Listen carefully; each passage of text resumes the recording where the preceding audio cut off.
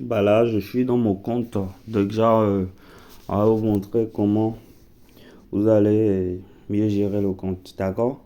Alors là, paf, j'entre dans Je suis accepté. D'accord? Une fois dans Je suis accepté, tu cliques sur Je saisis mon dossier. D'accord? Là, vous verrez que c'est incomplet. Les deux lignes là. Les trois lignes à gérer, il y a le 1.1, le 1.2 et le 1.3. Ce sont les trois lignes que vous allez gérer au cours de votre procédure. Ça. D'accord? Les deux autres, la dernière, le 2, c'est l'espace CompuFront vérifie. C'est après avoir soumis le dossier que ça, là, ça travaille. D'accord? En cliquant là, tu verras l'espace CompuFrance vérifie votre dossier. C'est validé par CompuFrance ou pas. Alors, la troisième, ça c'est quand les universités vont commencer par vous répondre, c'est là-bas vous irez pour pouvoir voir à chaque fois l'éclat, d'accord, pour voir si vous êtes accepté ou pas. Mais pour le moment, vous êtes dans les 1.1, les 1.2, les 1.3. Maintenant, à la base, maintenant, je parlerai du 1.1. Le 1.1, nous sommes dedans. Alors, tu as le 1.1, ici, ils ont mis quoi? Identifiant et photo. D'accord? Mon mail, tu vérifies tout ce qui est là. D'accord? S'il y avait erreur au cours de la création de ton compte, tu profites pour corriger. D'accord? Ils ont mis identifiant et photo. Là, tu vas vers le bas. Ils ont mis quelque part modifier ma photo. C'est là, tu cliques. D'accord? Ça a mis des choses pour aller choisir le fichier dans lequel se trouve ta photo. Mais regardez très bien. Il y a une précision. Ils ont dit quoi? Une taille de 50 co. La photo ne va pas dépasser 50 co. On est d'accord? Alors, je continue toujours mes détails. On part en bas. Ils ont mis identité. Ils ont mis quoi?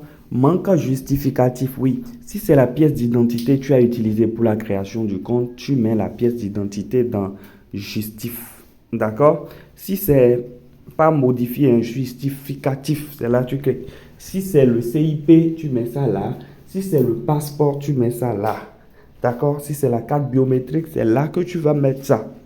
D'accord? Faudrait que je vous mette bien dans les détails et tout. Parce que moi, ceux qui me suivent essayent toujours de mieux faire les choses. L'objectif, c'est de réussir cette procédure.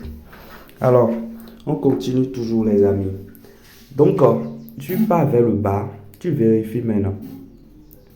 Ils ont mis nom, prénom, genre, tout.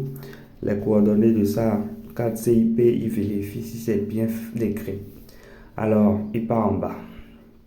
Ici, ils ont mis coordonnées. D'accord?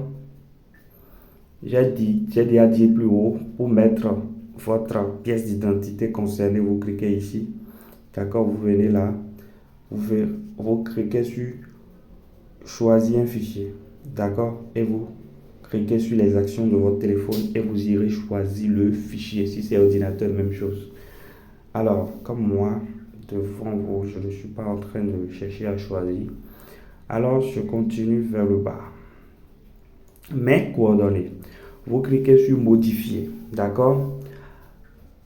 Plus haut. Sur modifier. Vous allez mettre carré. Si le carré est sans bonne, vous mettez carré sans bonne. D'accord? Maison. Le propriétaire de la maison, le nom du propriétaire de la maison, le quartier et la ville. Le quartier. Pas besoin de la ville.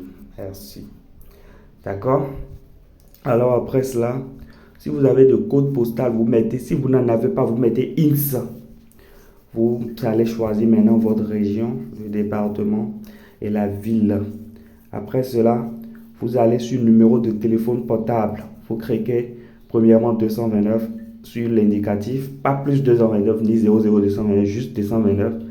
Et la partie numéro, vous mettez le numéro, d'accord, et vous enregistrez. Ça suit, vous continuez vers le bas. Ils ont mis quoi ici? Statut particulier. D'accord? Vous cliquez sur modifier.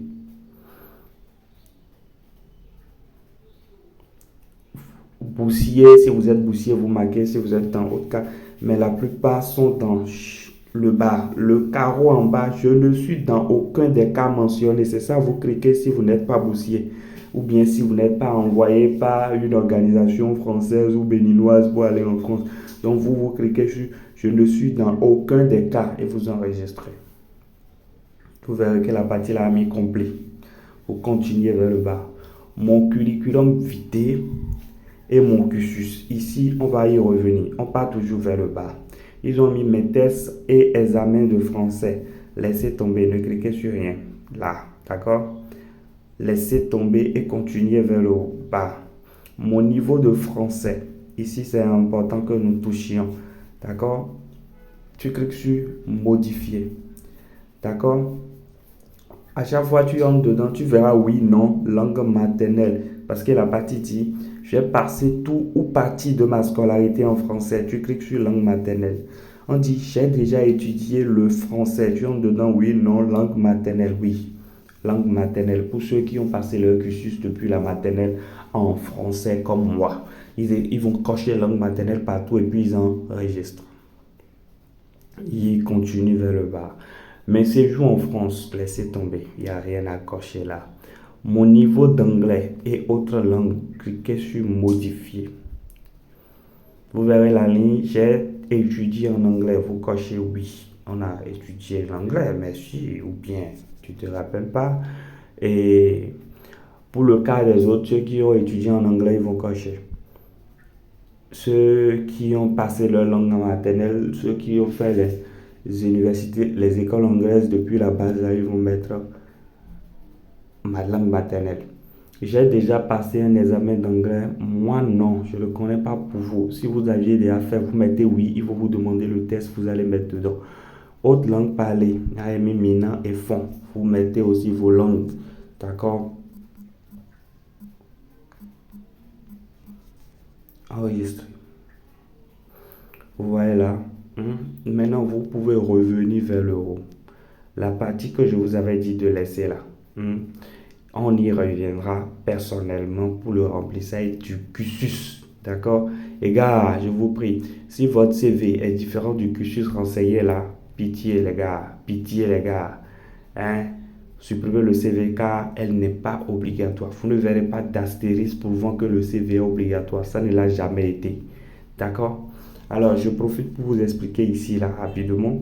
Il y a ajouté, d'accord, pour remplir le cursus, ils ont dit, votre parcours doit comporter au moins 4 activités et toutes vos activités doivent être approuvées par au moins un justificatif. Voilà.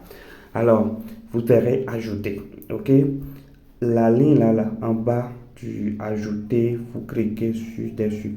Vous verrez une année d'études supérieures, c'est pour enseigner les lignes universitaires. Vous verrez un diplôme d'études supérieures, c'est pour enseigner BTS, licence, master, doctorat, nanani, nanana. Vous verrez un diplôme ou équivalent, un bac ou équivalent, c'est pour remplir le bac, le BAT, tous les diplômes qui sont équivalents du bac là. Les DT là, c'est là vous allez mettre. D'accord? Et le relevé et l'attestation ou l'authenticité ou le diplôme, l'un ou l'autre. Mais c'est le relevé et. Le relevé doit y figurer forcément. Et maintenant l'attestation du diplôme ou le diplôme même ou l'authenticité.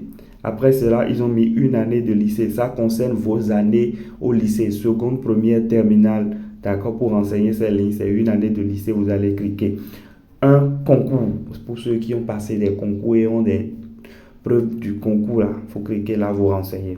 Une autre activité pour ceux-là qui ont fait stage, travail, d'accord? C'est une autre activité, vous renseigner. J'espère que ça peut aller.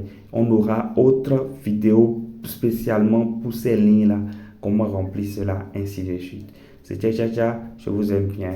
Suivez bien ce que je vous dis, d'accord?